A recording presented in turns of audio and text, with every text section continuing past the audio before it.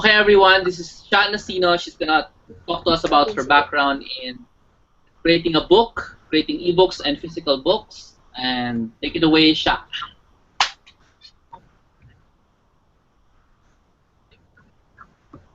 Alright. Hi everyone, my name is Nacino. So, pasensya na sa konting technical glitch kanina. Hindi kasi gumagana yung laptop ko, yung Skype. So anyway, I'm going to talk about how to write a book and become a recognized expert in your field. Um, may I just know lang kung sino yung mga audience natin? I mean, brief background lang.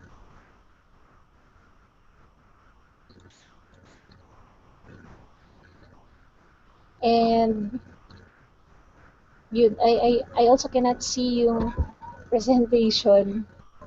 Wait lang ah.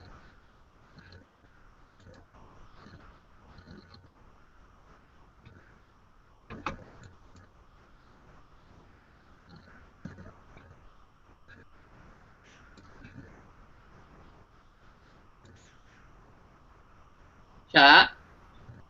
Hello? Party line. Hindi talagang maganda siya, no? Hindi kasi pili. Sha, nandiyan ka pa ba?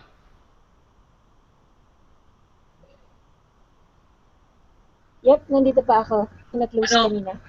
Don't ask them questions Wait lang. na ang expected Just mo a sa few question. seconds lang. No. When you ask a question, expect their answer to come 1 minute after. So just keep going lang. Kasi hindi ito kasing bilis ng GoToWebinar. I see. Okay. Keep going lang. Alright. Sige. So just a moment lang. Ina-open ko lang ulit yung presentation kasi nawala siya kanina. Kaya mo bang mag-screen share? Kasi ako na nagbukas. Ako na lang mag-change ng slides. And so just a moment.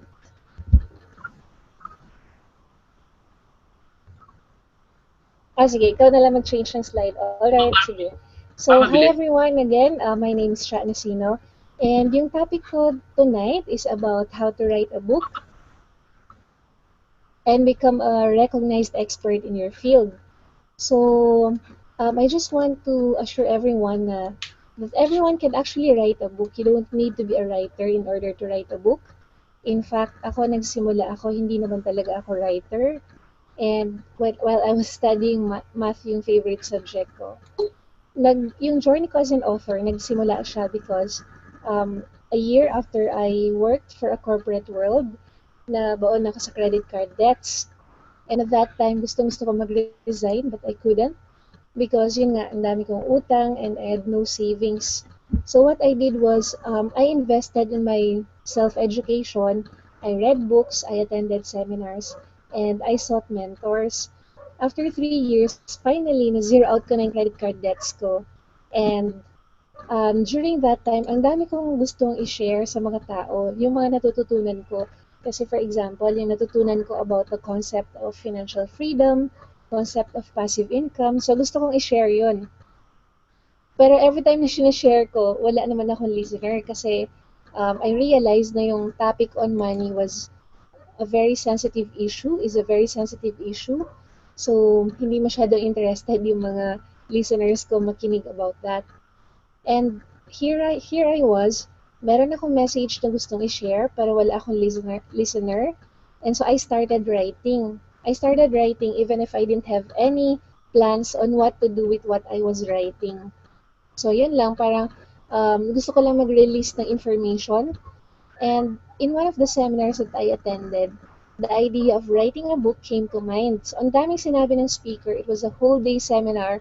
Pero yung nag-stick lang sa mind ko is, parang sinabi niya, ito yung lines na sinabi niya, if you want to spread a message or if you want to earn more, you may record an album, you may write a book, you may do this, do that. So, meron siyang sinabi. Pero yung na-retain lang sa akin was write a book. And nung una kong naisip yun or unang pumasok sa mind ko yung write a book, sobrang uncomfortable ako because big problem was hindi naman talaga ako writer. Hindi ako marunong magsulat. Hindi rin ako magaling magsulat at hindi ako mahilig magsulat. So, ang dami kong hesitations. Sinasabi ko sa sarili ko, bakit ba ako magsusulat ng libro? Napaka-ambisyosa naman yan. And I felt na masyado pa akong bata para magsulat ng libro. I felt impossible magsulat ng libro. And I was clueless kung paano magsulat ng libro. More than that din, I didn't know anyone from the publishing industry. And I was a nobody. Nobody knows me. But then, um, yung passion ko talaga to spread the message, masyadong, masyadong strong. And so, yung mga excuses ko, na-overcome ko yung mga excuses ko. And nagkaroon din ako ng mga inspiration. For example, yung GMAT essay ko, Make sure your hmm? phone is... Tanggalin mo yung phone mo sa table. Yung alin, sorry? Telepono mo nag-vibrate. Alright, sige. Oo nga. Tanggalin mo sa Ayun. table yung... So, sorry, Jomar. So, yun. I had so many hesitations, pero yung passion ko to spread the message, nandun pa din talaga. Kasi I felt na sobrang importante ng message on financial education, and I had to let the information out. Tapos, may mga series of events din na nangyari na na-inspire ako para magsulat ng libro. For example, yung GMAT essay, I I wanted to study MBA abroad. So nag-take up ako ng GMAT or Graduate Management Admission Test. And I was so surprised because yung scores ko dun sa essay portion was perfect score. So nagulat talaga ako na sinabi ko sa sarili ko, siguro may talent ako sa pagsusulat. Pero of course, hindi pa rin ako ganun ka-convinced. And then 1 week after, nag-join naman ako sa isang essay competition. I had 1 week to prepare. Tapos, kailangan magsulat ng 10-page essay. So, I had 1 week to prepare. Tapos, while working full-time, and I was so surprised din nung in-announce yung results. Kasi my essay was one of the top 200 among the 3,600 plus essays submitted worldwide. So sobrang nagulat ako na baka may talent nga pala ako sa pagsusulat. And then naisip ko rin, nung college ako, nakapagsulat naman ako ng thesis. And parang libro din naman yun. Although mas boring nga lang kasi medyo technical. So naisip ko, pwede akong magsulat ng libro. Yun yung nag-inspire sa akin para i-push through yung plan ko na magsulat ng libro. So fast forward to today, I became an author, and so far I've written about over 5 books. So some of the books I've written are How to Earn While on Vacation, with a foreword by Brother Bo Sanchez. I also wrote some ebooks. Ilan sa mga ebooks ko yung How to Make Your Dreams Come True. Brian Tracy wrote a review for this ebook. And a lot of people, sabi nila, siya, paano ba magsulat ng libro? So, I recently wrote yung ebook na How to Write a Book Even If You're Not a Writer. Yung first book ko, yung Think Rich Yappies, it took me mga 2 to 3 years para isulat yon. Matagal siya because trial and error method siya. And yun pala yung first time ko na first experience ko magsulat ng libro. In the process of writing yung first book ko, na I could say na na-inlove ako sa pagsusulat. And today, it's one of my passions. Yung ebook publishing naman, nasa next slide. Ebook publishing naman, how it all began, I was inspired by our OFWs. Kasi marami sa kanila gustong bumili ng libro ko pero mas mahal yung shipping kaysa dun sa libro mismo. Kaya sabi ko sa sarili ko, okay, in the future, I will write an ebook for our OFWs. Right, next slide. And then, yun nga, I was on a vacation ng 2011. I was in Europe for the World Youth Day. So I visited Spain, France, and Italy. And yun, it was a 14-day trip. Nag-enjoy lang kami ng mga kaibigan ko. Nung pag-uwi ko sa Philippines, pag-uwi ko galing vacation, meron akong na-receive na email. Ang sabi dun sa email, you've earned a commission from referring a sale. So, chinek ko yung date ng email and na-realize ko na yung email, pinadala siya nung nasa Europe ako. Perhaps dun sa next slide, if you could see, perhaps nakaupo ako sa isang bench sa Paris nung pinadala yung email. Then, naisip ko, nakapag-earn ako while I was on vacation. A lot of people should know about this. So, that inspired me to write my first ebook, yung How to Earn While on Vacation. So, it was published sometime in 2011, and Brother Bo Sanchez wrote a foreword for the book, for the ebook. Yep, next slide. So ngayon naman, I would like to share with you kung ano yung mga benefits pag naging author ka. Kasi di ba itong title ng webinar natin is how to write a book and become a recognized expert in your field.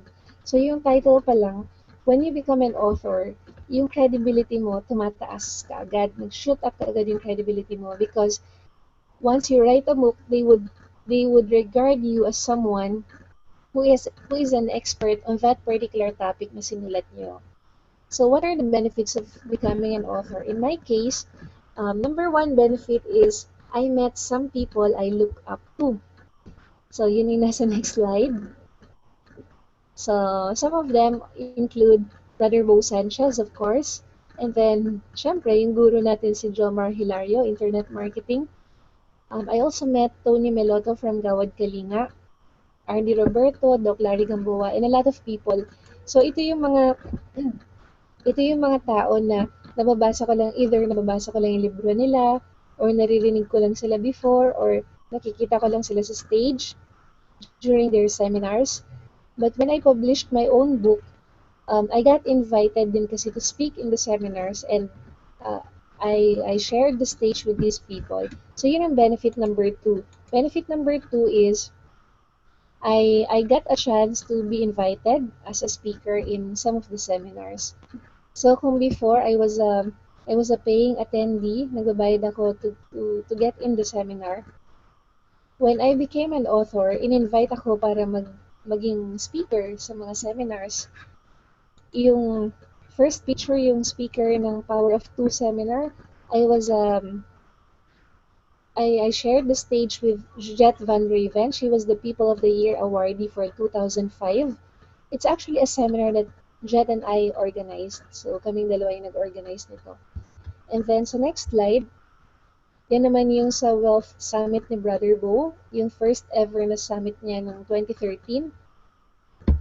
I was also invited as a speaker.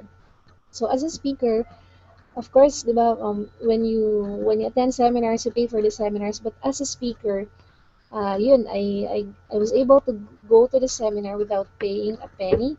And it's a chance for me to share whatever I was learning. It's a chance for me to inspire other people. Yun pa lang, masaya na ako doon. I also got invited again to speak in Brother Bo Sanchez Wealth Summit 2014. So that was this year naman to.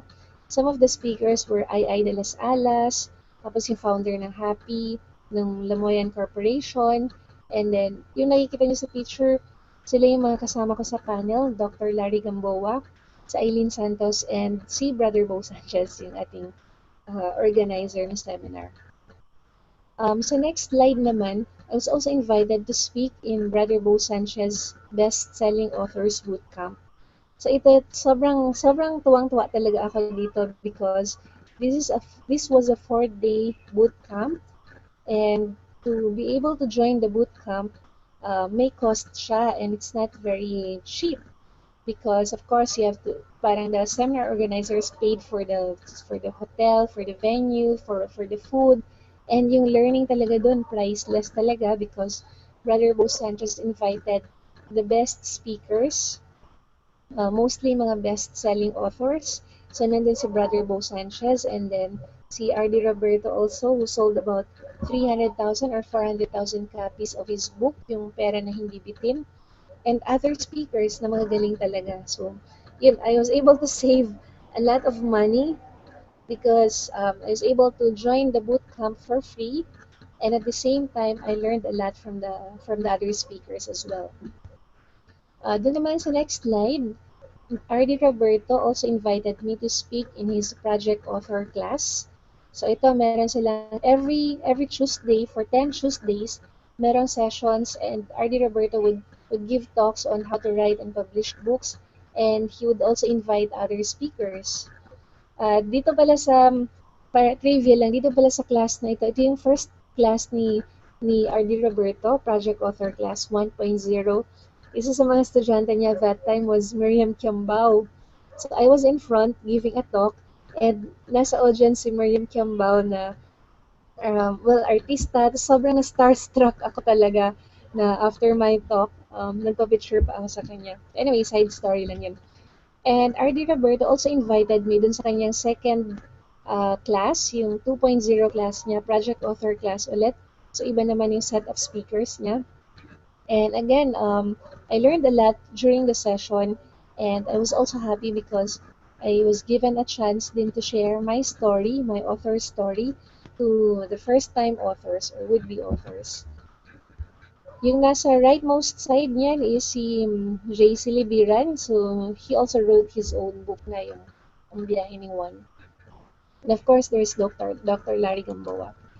And aside from that, I think yung next na slide, yung Money Summit 2011, ito yung first big speaking engagement ko right after I published yung first book ko. So yung book ko wala pa sa bookstores, but the moment the organizers knew that I wrote a book for Yappies, for money management for Yappies, they invited me to speak in the seminar. It was one of the biggest seminars na attendan ko. It was attended by over 400 or 500 people. This was held in RCBC Auditorium. Jomar Hilario was also one of the speakers during this Money Summit. And then sa next slide naman, I was also invited to speak in different companies. So, yun. Parang nagkaroon, I was invited to speak in different companies, some of the top 1,000 companies in the Philippines. Ayan. So, yun yung mga pictures ko during my speaking engagements. So, aside from companies, even mga schools within Manila and outside Manila also invited me to speak to their students, to speak to the parents of their students. And it's really um, a very good opportunity for me, especially yung Aklan, yung speaking engagement ko sa Aklan, because I got to travel to Aklan for free and nakapag-side trip pa sa Boracay and all expenses paid. So, yun pa lang ang laking benefit na. So now, let's go naman to benefit number 3. When you write a book, when you become a published author, parang somehow, na-attract mo rin yung media. And for example, Miss Tess Atienza of Kerigma Magazine heard my story during Brother Bo Sanchez Wealth Summit in 2013, and she invited me to share my story sa Kerigma Magazine. Another media appearance was in GNN, so I was invited to talk about my book and about my upcoming seminar at that time. Tapos, I was also featured in Inquirer, in Radio Inquirer, Voice of the Youth. So, ito lang yung ilan sa mga media appearances na-attendan ko or na-invite ako because of my books, because of me as an author. And of course, yung benefit number 4 is you grow in confidence. So when you become an author and people are inspired by your books, because I receive a lot of emails from the readers of my books. Sinasabi nila na siya, I was inspired by your book. I felt I was reading my own story, ganun ganon. I couldn't put your book down. So you also grow in confidence. And as you keep giving talks, as companies, organizations, schools invite you to give talks, you keep doing what you're doing, you grow in confidence. And that's very important. That's very important. You grow in confidence. And of course, yung benefit number 5 is happiness and sense of fulfillment. I was very happy doing what I love to do, because writing a book is something that I love to do, and I could write a book kahit sa isang tao lang. Let's say kahit isang tao lang yung ma-inspire, yung lahat ng effort na ginawa ko sa pagsusulat ng libro, worth it na siya. And I'm really happy because, of course, hindi lang naman isang tao yung na-inspire. A lot of people. I've been receiving a lot of emails and and messages from people who were inspired by the book. And yun palang feeling ko lahat ng mga efforts ko and paghihirap ko sa pagsusulat ng libro nag-pay off na. So, I'm really happy.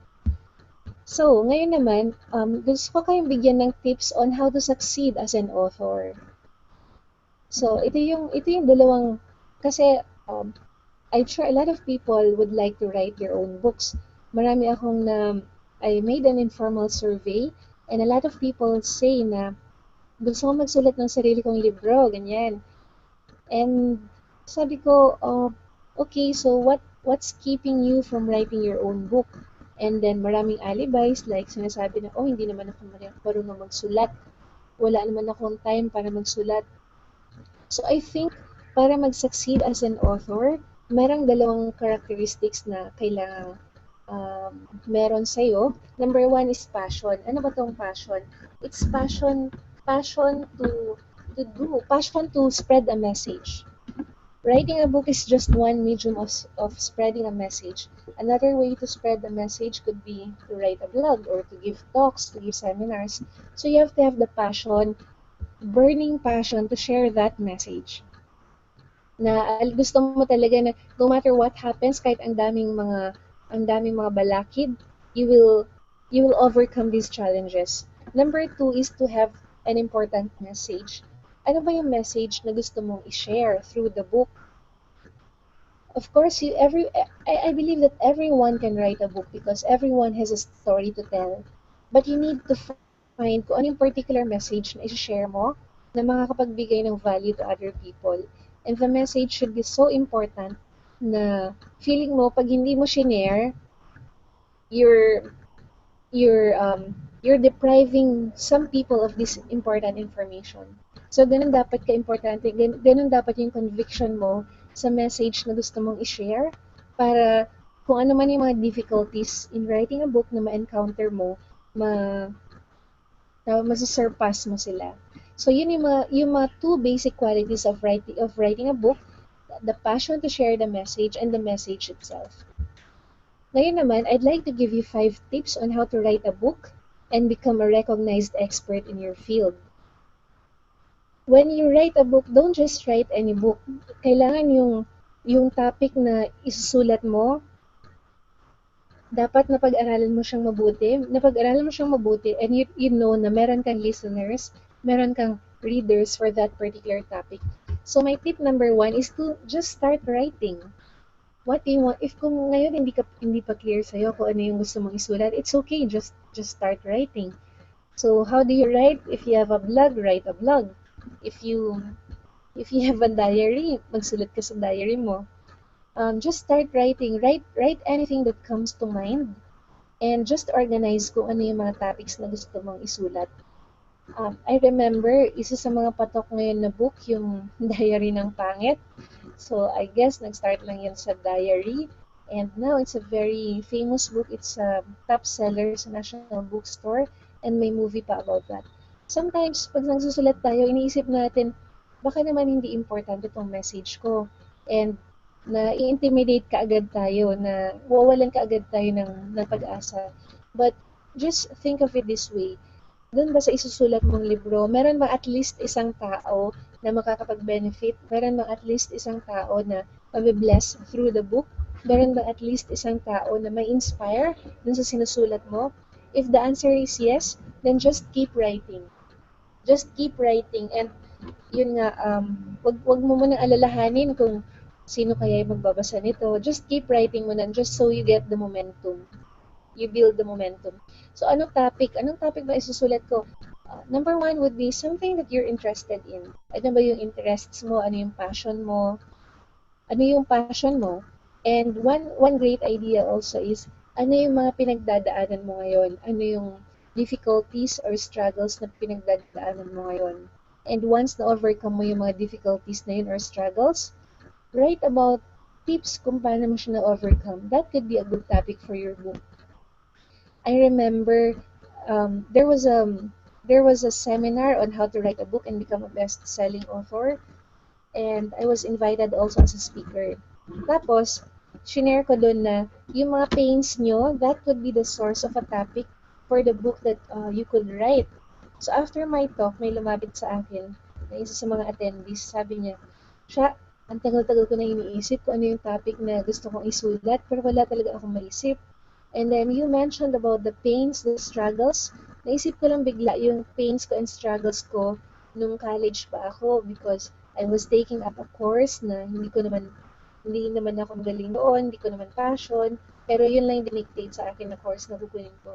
So I will write a book related to that para ma-save yung mga um, incoming college students sa years na pag-struggle sa pag-aaral because yun nga, I could give them tips kung ano ba yung magandang course na iti-take nila and kung ano ba yung mga considerations nila in taking up a course. So yun, whatever pains that you're going through, kung meron kang problema ngayon, get excited because that could be a good source of the topic that you could write for a book.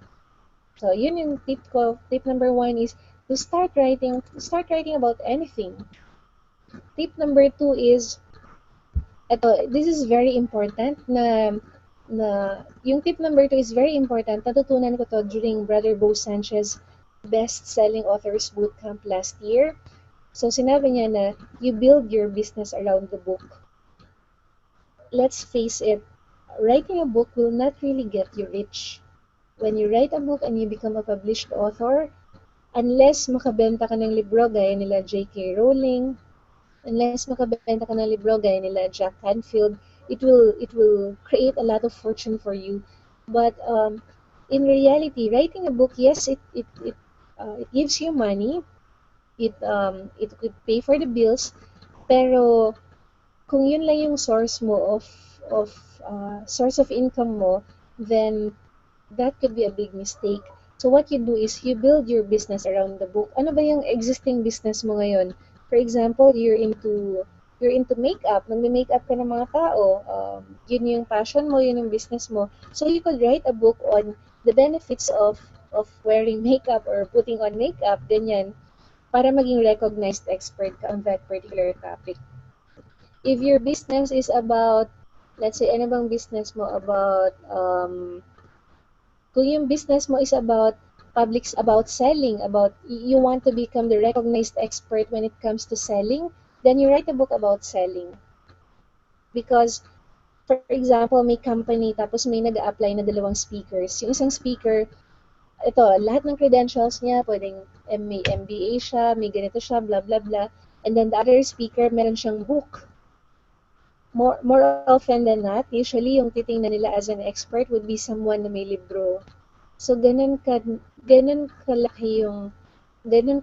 yung impact or credibility na binibigay sa mga authors. So when you write a book, don't just write any book.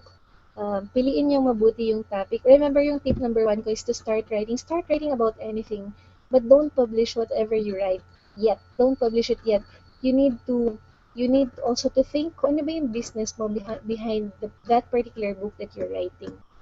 Along the way, to polish mo siya. But you could start writing and then you build your business around the book. So yun yung tip number two ko, which is really, really important. Tip number three is to talk the walk. Di ba lagi nating naririnig na walk your talk, whatever you're writing, the book will give you credibility. But what's more important than credibility is integrity. So whatever you're writing in the book, dapat ginagawa mo rin siya. Because if the people would see na inconsistent yung actions mo dun sa sinulat mo sa libro, then it could shatter your credibility or whatever credibility na na-build ng book mo. So you don't just walk the talk, you talk the walk. It means na ginagawa mo na siya, and saka mo siya sinishare. For example, if you want to write about how to have a happy marriage, paano mo isusulat yun kung single ka pa tapos wala ka pa namang asawa? So much better, mas may credibility kung sinusulat mo yun because you're married and you're happy and you have a happy marriage and you want to help those people, those married couples have a happy marriage as well. So you talk the walk. And write something that you've already tried and tested. Don't just write anything na, oh, natutunan ko to sa seminar or natutunan ko to sa mga libro or narinig ko to kay ganito, kay ganyan, and then you just compile. No, you need to personalize whatever you're writing. So, yung mga narinig mo ba, yung mga natutunan mo ba, did you try it yourself? Ano yung results na nakuha mo? Nag-work ba yung mga suggestions dun sa mga natutunan mo? So, it should be something that you've already tried and tested. Kumbaga, na tawag dito na anong tawag dito, nasala mo na yung information, hindi mo ibo-bombard yung audience mo or yung readers mo ng too much information. Dapat yung information nasala mo na and alam mo na what works and what doesn't work. So yun yung tip number 3 is to talk the walk. Tip number 4 is to start publishing. So, a lot of people, maybe, nakapagsulat ka na ng libro, tapos mo na yung libro mo, pero iniisip mo, oh, kailan ko kaya ito ipapublish or ipapublish ko kaya ito? Excuse me. Maybe this is not good enough. Maybe, pagtatawanan lang ako ng mga tao pag pinublish ko yung libro. Maybe, hindi naman ako ganun ka-credible para mag-publish ng libro. So, perhaps you have all these excuses, but you know what? How will you know kung hindi mag-work yung libro mo? How will you know kung maganda ba yung libro mo or pangit ba yung libro mo if you don't publish it? The book na natapos mo, na hindi mo na-publish, it remains just a manuscript. Sayang naman, di ba, pinaghirapan mo nang isulat yun. So, why don't you publish it? Now, publishing can be very tricky kasi there are two ways to publish your book. One is to publish an electronic copy or ebook yung tawag doon, or the other one is to publish a print copy, yung may hard copy talaga na pwede nilang nabubuklat, ganun. Um, if you're a first-time author and you want muna to test the market, you want to test muna kung okay ba yung ginawa mong libro, what you do is to just start publishing an ebook muna. Start an ebook. Kasi ebook, I believe that ebook is the fastest, the cheapest way to become a published author. Why is it fastest? Dahil i-upload mo lang naman siya sa internet. And then cheapest because wala kang cost sa printing. And eventually, kung may makita kang errors dun sa librong sinulat mo, maling spelling or wrong grammar, you could always download again the book and re-upload it. So, madali lang siya. Whereas kung nag-print ka na ng 1,000, 10,000 copies, tapos marami kang nakitang errors, it will be very hard to correct the mistakes. So, start publishing. Start mo na with an ebook and then pansinin mo kung anong reaction ng mga readers mo, ng mga audience mo. So, yun, start publishing. And my tip number 5 is to just keep writing and keep publishing. So, after you write and publish your first book, no one's stopping you from writing and publishing another book. So, just keep writing, just keep publishing, especially kung ebook siya. Kung ebook siya, you could write and publish an ebook every 3 months or every 2 months, ganyan, and it's okay. Whereas kung hard copy siya, you have to take into consideration yung marketing and of course yung cost ng printing, which could be very expensive. So start muna with an ebook and just keep writing, just keep publishing. After mong naisulat yung ebook mo and then you want to write another topic, another book, it's okay, just keep writing and then publish mo ulit siya. So in the course of writing and publishing my own books and ebooks, nakakuha ako ng mga ideas on kung ano yung business na i-build ko. Remember, yung isa sa mga tips na binigay ko is to build your business around the book. So one of my businesses really is public speaking. I give talks to companies, I give talks during seminars, and that inspired me also to put up my own company.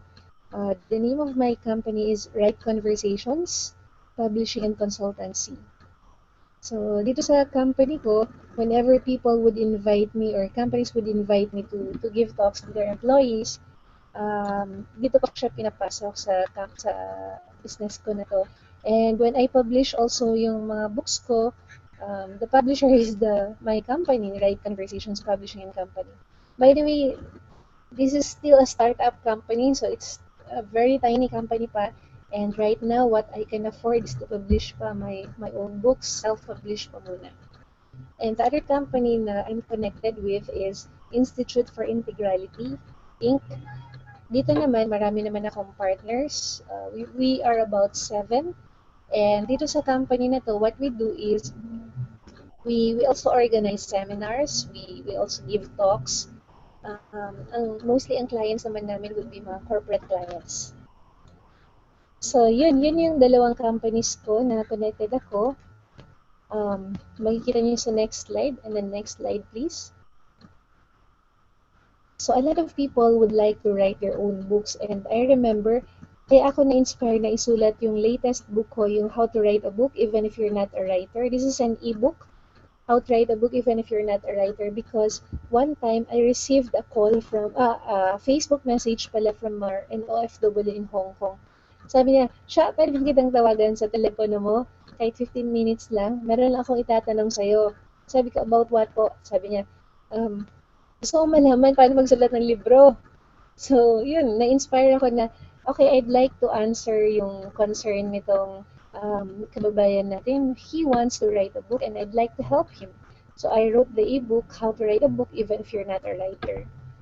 Doon na may step by step na kung clueless ka talaga paano magsulat ng libro, kung hindi mo alam saan ka mag-start and paano mo siya i-continue, the book, yung How to Write a Book Even If You're Not a Writer could really help you kasi nandun na yung system, i-present ko na kung ano yung system na yun.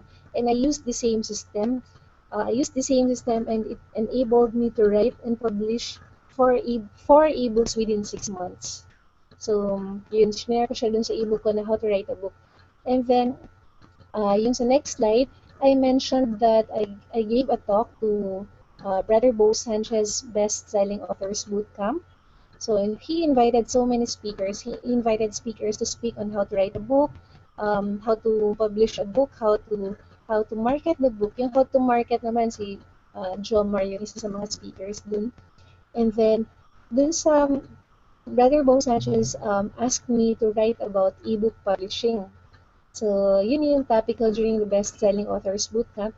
I shared kung ano ba yung tips on how to publish digital format, mga ebooks, paano mag-publish sa Amazon.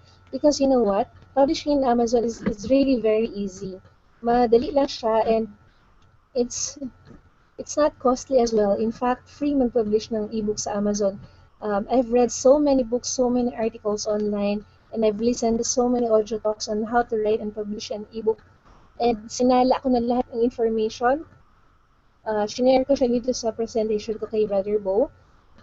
If any one of you would like to write and publish an ebook but you don't know where to start, so this will give you a blueprint na on how to do that. So yun yung mga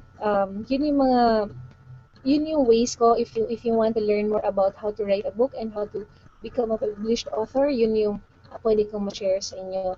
And then do sa next slide, I wrote a book yung How Money and Me. It will be available in fully booked branches in the next 2 to 3 weeks. But right now, for those attending this webinar, you could get a chance to get this for free. Why am I giving this for free? Because I have high respect for people who want to write their own books, who want to spread their message to the world. So this is my way of thanking you for that initiative.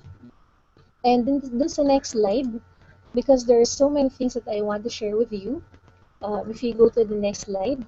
So if any one of you wants to know the blueprint kung paano magsulat ng libro, even if you're not a writer, you're clueless how to write a book, paano ba mag-publish ng ebook, I have a surprise for everyone who's listening to this webinar. I packaged this, and if you want to get this complete authors package on how to write and publish an ebook, you could get it at a discounted price for those attending this webinar. So yung site where to get that is this next slide, authorshot.com/money/book. So again, the site is www.authorshot.com/money/book. So yun, I hope you learned something from my sharing tonight. And if you have any questions, I'm open to answering them. I'd like to thank Jomar for this opportunity to share. Thank you, Jomar. Hello. Oh, thank you, Asha. Yep. May mga tanong na sila. It's already in the chat room. Can you read it? You see it on the right side. Click on chat. Can you see the right? Nakalagay Yeah, so detached. chat. The right side may chat. Tapos may mga tanong. Actually, you've been asking questions Okay, kanina. nakita ko na. Yeah. Start from the top na lang para mas madali. Hmm, wait.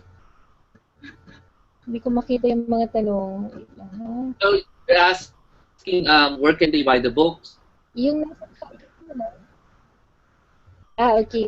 So it's at authorshot.com/money/book. Yun yung nasa next slide, yung last slide ko. Can I answer dun sa using Facebook chat natin, Jomar? I cannot see I cannot see the chat dun sa Google Hangout. Hindi Facebook yan. Verbally, sagutin mo na lang verbally. Ano yan? Facebook. Okay, sige, sige. Alright. So, next question, please. How do you publish an ebook? Ayun. How do you publish an ebook? Maraming ways kung paano ka mag-publish ng ebook. Pwede sa yung sariling website, gagawa ka ng sales page. So, in-explain ko dun sa binigay kong package, yung tool on how to write and publish an ebook. Nandun kung paano gumawa ng sales page. And then you could also publish through Amazon. So, yun yung mga ways on how to publish an ebook. Medyo technical kasi siya and it would be a challenge to explain it verbally. Pero the way to do that, kung meron kang blog, you could sell sa blog mo, gagawa ka ng, let's say, page, na i-describe mo kung ano yung book mo, ano yung laman ng book mo, tapos magka-create ka ng payment option kung saan sila magbabayad, and then pag nagbayad na sila ng libro, pwede mong i-deliver yung PDF file sa kanilang email. Or the other way to do that is to upload on Amazon. So I shared kung ano yung mga tips on how to upload the ebook on Amazon. By the way, yung nakikita nyo ngayon, if you could see yung tatlong nakikita nyo ngayon, yung una is your easy guide to ebook publishing. So, nandun na lahat ng steps na kailangan kung paano mag-publish ng ebook online. So, digital copy yan. Kasi yung how to write a book even if you're not a writer, that's also a digital copy, meaning electronic format siya. Pero yung Money and Me, that's a physical book. So, um, if you avail of this, yung complete package, the physical book could be mailed to you within the Philippines for free.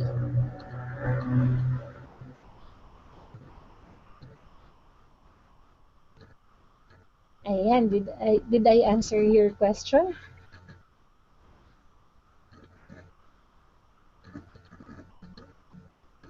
Ano pa akong tanong? How will I know if the book I have written is worthy of publishing already? Ano yun, sorry? How will I know if the book I have written is worthy of publishing already? You know what? You'll never know kung worthy of publishing, yun na yung book mo of publishing unless you actually publish it. Because ito lang yung mga tanong ko. Sometimes we have that question na, paano ko ba malalaman kung worthy of publishing yung book ko? Just ask yourself this question. Sa tingin mo ba, merong at least isang tao na may inspire dun sa libro? If the answer is yes, then publish the book. Tingin mo ba, merong at least isang tao na mag-bless dahil sa libro mo? Or merong at least isang tao na masosolve yung problema niya because of your book? If the answers are yes, then by all means, publish your book. Pero yung mai-recommend ko is when you publish your book, you try muna to publish in electronic format because you want to minimize your cost. And you also want to test kung ano yung response ng market dun sa libro. Publishing a physical book could be very expensive kasi when I say physical book, ito yung actual book na ipiprint. Just to give you an idea, if you want to publish a book na ipiprint siya, you need to prepare at least mga 100,000 pesos. And the risk is, what if hindi nabenta yung libro? Anong gagawin mo dun sa mga printed copies? But with the e-book, what if hindi nabenta yung libro? It's okay kasi virtually wala. wala ka namang cost sa paggawa ng ebook na yun. Well, maybe yung cost mo would be very minimal lang. Iba, cost ng website or yung pagod mo, ganyan. But you could always tweak it pag may narinig kang feedback na, uy, yung book mo may mga konting grammar errors. So it's okay. You just edit it and then re-upload it. So my suggestion is if you have a book in you, may book ka na ginawa, by all means publish your book. Unless yung book mo is about immorality or about vengeance or anything na negative, then don't publish it. Pero if you think na yung book mo maka-inspire ng kahit isang tao lang, I would highly suggest na i-publish mo siya. Because you'll never know kung sino sa mga tao yung matatouch mo. Congratulations din sa libro mo.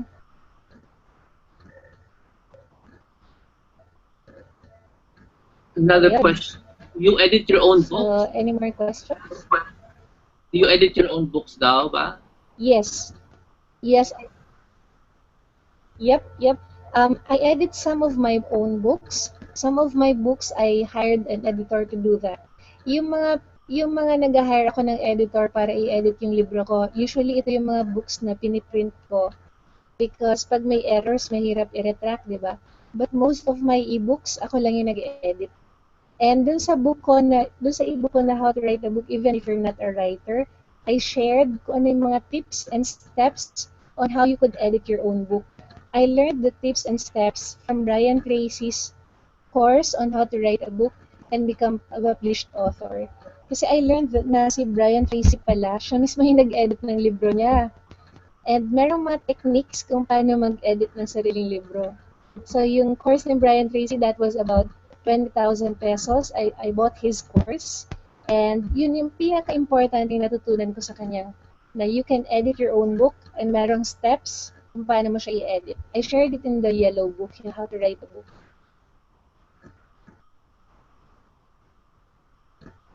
Okay, somebody asked a great question. Gusto niyang, now whoever asked this question, you should give us follow-up questions kasi hindi clear yung question mo.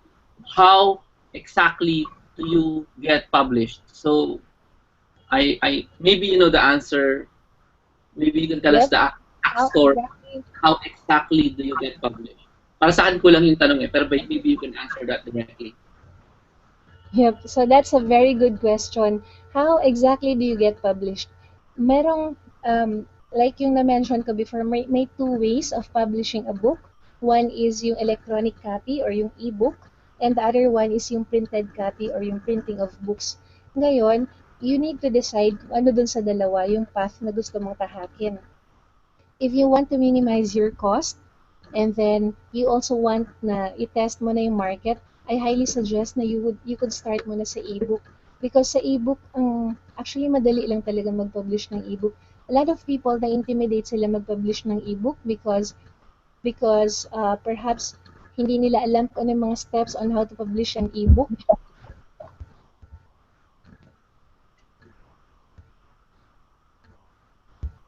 Hello? Yeah. So yan, two ways to get published is to digital copy or ebook, and then digital copy or ebook, and then yung printed copy. So kung ebook, madali lang mag-publish ng ebook. Actually, madali lang mag-publish ng ebook. And I disclosed all the secrets dun sa aking tool na your easy guide to ebook publishing. You could go to amazon.com, you could publish via amazon.com, or you could also publish through your website. Gagawa ka ng sarili mong sales page. Yung printed book naman, if you want to publish yung printed book, ang mga steps na kailangan dyan would be, number one, kailangan mo mag-register ng ISBN. So, pupunta ka sa National Library para mag-register ng ISBN. And to be able to get an ISBN, kailangan meron kang company, meron kang publisher. So, sa printed book pala, magde-decide ka. Gusto mo bang i-self-publish siya or gusto mo na i-publish siya through a company, for example, Shepherd's Voice or other publishing companies. How? And then, so yung for What will be two, the approach? What will be the approach? Pag nag-self-publish ka, can you still get an ISBN? pag nag-self-publish ka, ikaw lahat gagawa ng legwork. So, Yeah, remember, yeah. one of the legworks lang muna would be yung get ISBN sa National Library using a publishing company that either you own or someone authorized you to use that publishing company. Number So, two, what if wala kang publishing company? What do you do? if you don't have a publishing company, you could get yung, merong isang company na alam ko na ina-assist nila yung authors, yung Central Books. Mhm. What Central is that? Books. What is that? Centralbooks.com, I think, yung website nila, Central Books. And then, kung wala kang company, sila na yung kukuha ng ISBN for you. Sila na rin yung mag-print ng libro mo. It's a website? Central. Centralbooks.com. Okay. So you're saying if you're like me, I can't just go get an ISBN. I can't just go to the National Library. If like you, Jomar, I think pwede na ikaw because you have your own company, ideas that prosper. You could use that. Pero hindi naman siya publishing company. Just to clarify pala, it doesn't have to be a publishing company. Basta somehow related to, let's say, giving information or teaching or education, Okay. ganyan. So it could be a school, it could be a consultancy company, it could be a training company. Okay. Anything related to education. Yeah. Okay. Related So, to let's say an accountant, hindi siya pwedeng maggawa ng libro. O pwede na rin. Since, accountant. oo. Pag accountant, kung meron siyang sole proprietorship niya na consultancy, I think pwede. Okay, okay. Kailangan lang yung dalhin yung kanyang DTI Certificate of Registration. Okay, o, guess nyo na. Tuloy na natin yung tanong. So, meron ka ng ISBN. What happens next? What happens next? Yung legwork pala on publishing a book. So, you need to find a graphics artist. Graphics artist, siya yung gagawa ng book cover mo. Mhm. Okay? And then, you also need to find a layout artist. Layout. Yep. And then, layout artist naman, siya naman yung magle-layout yung mga pages na nasa loob ng libro. Tapos, you also need to find an editor. Kailangan mo yung mag-edit ng libro mo. Edit for grammar, edit for spelling, ganyan. And then, How much after ng edit, banana? Halimbawa, edit tapos na tapos how much proofreader. proofreader pa. Okay. Oo, may proofreader pa. So, So, magkano after lahat? nyan, kung ready na lahat yan, ang next na would be printing. Okay. So, maghahanap ka na ng printer para i-print yung libro mo.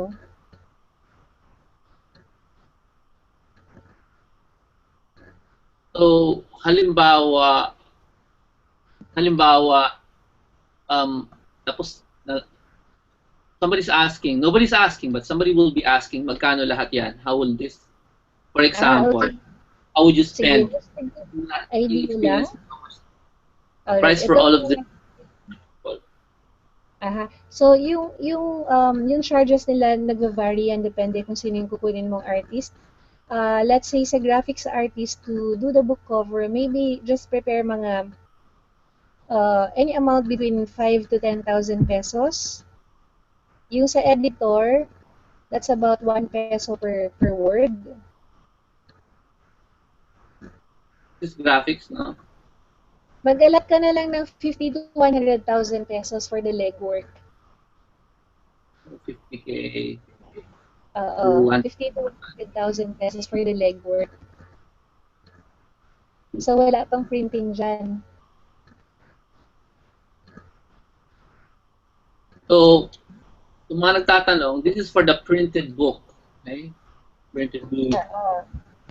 Okay. Ngayon, kung ebook ka, you don't have to worry about those things kasi pag ebook naman, pwedeng PDF format. And then, ngayon, kung ipapublish ka sa Amazon, yung Amazon na mismo nagko-convert ng that mo by no format. PDF So, format ano cost mo or dito? Amazon. Hindi the editor, reader, and all that stuff. and graphics. Well, it's up to you to get an editor or a proofreader. But for ebook, if you follow yung steps and techniques na tinuro ko dun sa libro na How to Write a Book, yung yellow book, for ebook, you could choose not to get an editor. Maybe you could get a proofreader. The Kasi reason pwede kasi, edit naman, ano? Pwede mong edit anytime eh. oo, yeah, pwede mo edit anytime. May nakabasa, may maling spelling, i-edit mo lang, ganyan. The reason why we get an editor sa printing ng books, pag printed yung books, is because pag may nakitang mali, ang hirap i-retract kasi printed na eh. Tama. Yun. So, okay ba yung mga tanong ko, mga kababayan? Meron pa ba diyang kulang? Pakisabi ha, kung kulang yung tatanong. Ang kahanap lang akong tanong. Do you consult a team about your topic before you publish your books? Tanong ni Elizabeth. That's a good question. Yes, I do that. I have friends na kinakwentuhan ko sila, oh, I'm writing a book on this one, what do you think? Ganun. So, nag-brainstorm din kami. And meron din akong dalawang kaibigan na expert naman sila on creating titles na catchy. So, kinakonsult ko din sila. And usually, pag gagawa ka ng title ng libro mo, minsan, like yung last book ko, yung Man and Me, I wrote about more than 30 titles before I chose yung title na Man and Me. Yes, so the answer is yes. When you say team, they're not necessarily connected to the publishing company, or they don't necessarily have to know a lot about books, because you consult yung mga tao na tingin mo nagre-represent ng readers mo. Friends, yeah, friends. They're asking for So bank information to get your book. You should chat it with us para makita nila. Sorry, ano ulit? Bank information. They can't buy it kasi by credit card. So, yun sila ng bank. Bank information. Yeah. Sige. I'll give the bank information. Type ko na lang sa Facebook. Sige. Wait lang, medyo low to ka. BBI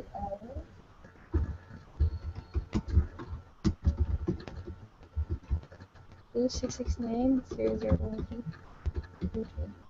Ano sabihin?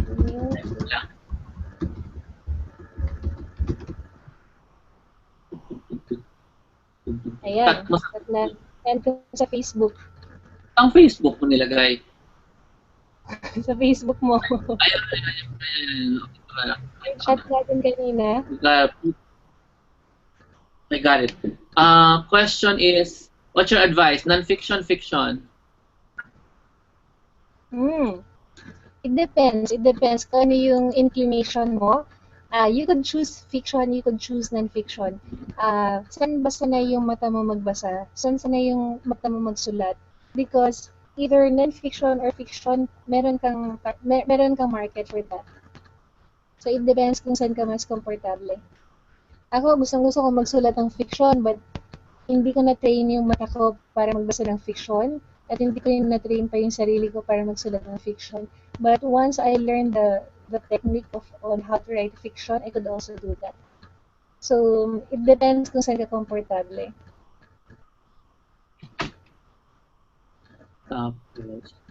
If you publish on Amazon kasi most of the readers are not Filipino. Hello? Sorry? Yeah. Tuloy mo yung sinasabi mo. Yep. Continue what you were saying. Okay. So, it depends pala kung saan ka magpa-publish. Kung magpa-publish ka sa Amazon, alright. Kung magpa-publish kasi sa Amazon, most of the readers are not Filipinos. So, minsan, yung taste nila is they like fiction. ang fiction, anybody could write fiction. Kahit hindi ka pa expert dun sa field na yun, you could write fiction. Pag non-fiction naman, usually mga self-help, ang kailangan dyan, yung isa sa mga tips na minention ko kanina, you need to talk the walk. Ibig sabihin, ginagawa mo na siya, and then, sinusulat mo lang din siya sa libro. So, if you talk about any topic, dapat somehow expert ka din dun sa topic. For example, Jomar could write a book on internet marketing because he's already an expert in internet marketing. So, parang ganun. Um, Maybe Jomar could write, kung halimbawa expert si Jomar on how to move on from a broken relationship, pwede rin siya magsulat doon. Pero yun, pag non-fiction kasi, kailangan, kailangan, pag non-fiction self-help kasi siya, somehow, dapat ginagawa mo na siya or medyo expert ka doon. Ako gustong-gusto ko magsulat ng book on happy marriage, on happy relationships. But of course, I'm not, obviously, hindi naman ako credible para magsulat noon because I'm not into any relationship yet. So, single pa ako kaya hindi yun. But if I want to write a fiction on na yung theme is about relationships, kahit you're not into relationships, you could do that.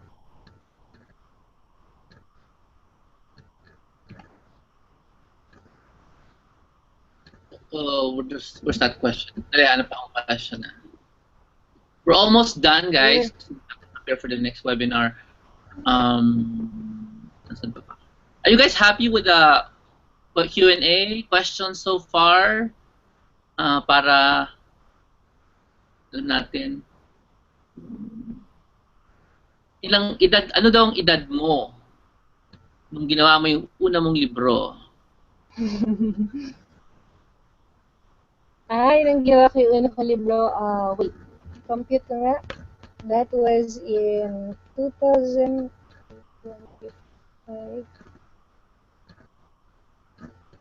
24 ako nung nag-start ako magsulat ng una kong libro. And then, na-publish ko siya ng 27 ako.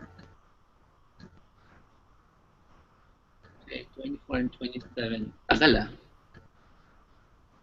Can a book published as an ebook be published as a book, printed book later on? Yep, definitely pwede.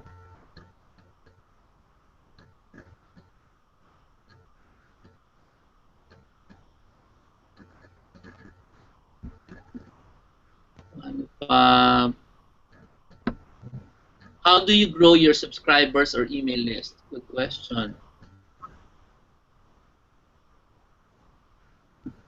Yeah, that's a good question. Dun sa seminarphilippines.com ko, one of my secrets is I wrote an ebook, yung how to write a book, how to earn while on vacation, and I gave it away for free. So, para makuha mo siya, ma-download mo siya, you need to enter your email address. So, that's one of the ways na nag-grow ko yung list ko. Ulitin mo. Dahan-dahan. Dahan-dahan mo sabihin. Sabihin mo ulit, pero dahan-dahan. Okay. So, one of the ways kaya nag-grow email list ko sa seminarphilippines.com was I wrote an ebook, yung How to Earn While on Vacation, with a forward by Brother Bo Sanchez, and binigay ko siya for free. Pero para ma-download mo siya for free, kailangan mo mag-opt-in, kailangan mo mag-subscribe. So you need to input your email address. So one way to grow your list is to give them a freebie.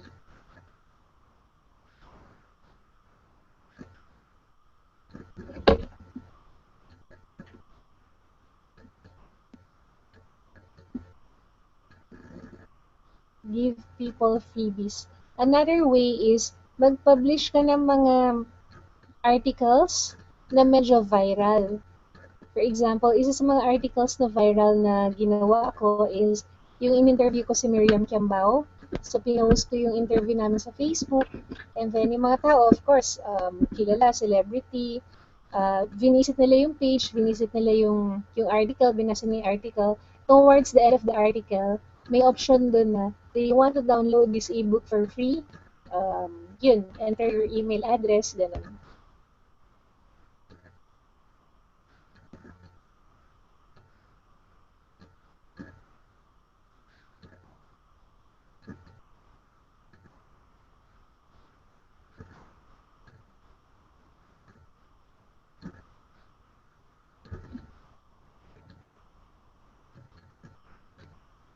Sorry, last question Do you pala. have any more Sorry, nakalimutan questions?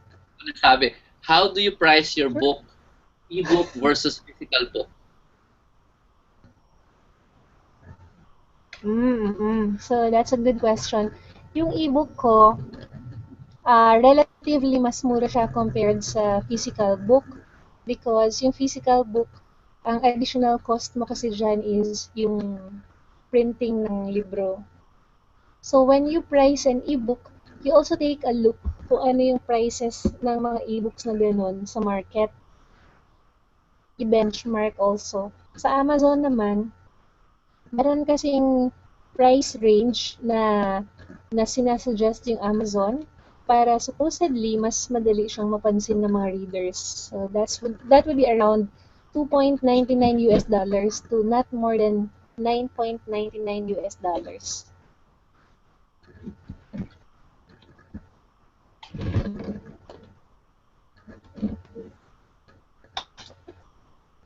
Question, yung book, anong rate pwede natin paglaruan? Yung ginawa mo, yung experience mo. Yung Pricing physical for book, a physical book. naglaro ako sa, yung book ko is 350 pesos. So, yan yung value ng book ko, yung Money and Me. Because yung mga books na ganung genre, um, yung mga books na ganung topics pala, usually ganyan yung price.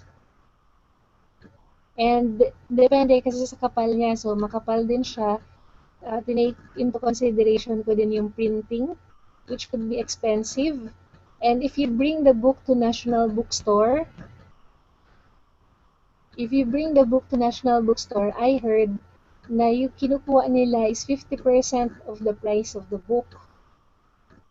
So it means na kung dadalhin ko yung libro ko sa National Bookstore, 175 pesos lang yung mapupunta sa akin. I have to deduct pa yung printing cost, yung editing cost, and other costs. So, para at least may maiwan ng konti sa author. Okay. Pangalan nito. Siya, I think you should remind them about what you said earlier about forming your business around your book and not expecting to become wealthy because of the book. And then we can end kasi magsa-start na ulit yung kay Mark. Alright, okay. So, you form your business around the book. Yep. Kaya ko sinabi yun kasi for example, you have a book na meron kang libro and then na-saturate mo na yung market. Halimbawa, isa lang yung libro na pinublish mo, nabili na ng mga tao. So, ano ngayon ang sustainability? How do you sustain your earnings? Do you need to write another book? Parang ganun. What if yun lang yung book na nasulat mo? So, when you build your business around the book, ngayon, yung business ko is really giving talks to companies. Because, and then, yung book ko is, of course, number one, advocacy siya.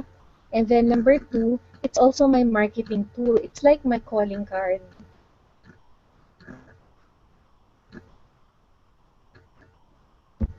So, yun. Ayun, oh. Sana na-gets niyo yun, ha? Pinaulit ko lang. Sinabi niyo na Ah. kanina. Pinaulit ko lang kasi kailangan maintindihan niyo. You build your So, thank you very much, Sha, for the patience, because the entire process of webinaring. Uh, welcome. Thank you for joining us. And join us later, everyone, including Sha, 10 p.m. for isang part 2 ni The Return of Marco Victoria, Selling Inside Instagram. He's going to teach you some formalized lessons on marketing online. That's tonight at 10 p.m. Kaya ba? Kaya nyo naman, ano? Siguro naman. So, let's all pray na Marco is able to join us properly again dito sa webinar Jam, which is the system we're using right now. Actually, we're using Google Hangouts. So thank you so much for joining. And for those of you who were able to join early, so quiet lang kayo kung paano lumabas yung mga issues. Okay? Walang nakarinig. Okay? Thank you so much for being patient with us. Thank you, Sha. I'll see you later sa webinar. Thank you. Marco. Thanks, Jomar. Salamat. Yep, see you later. God bless. God bless. Okay, thank you.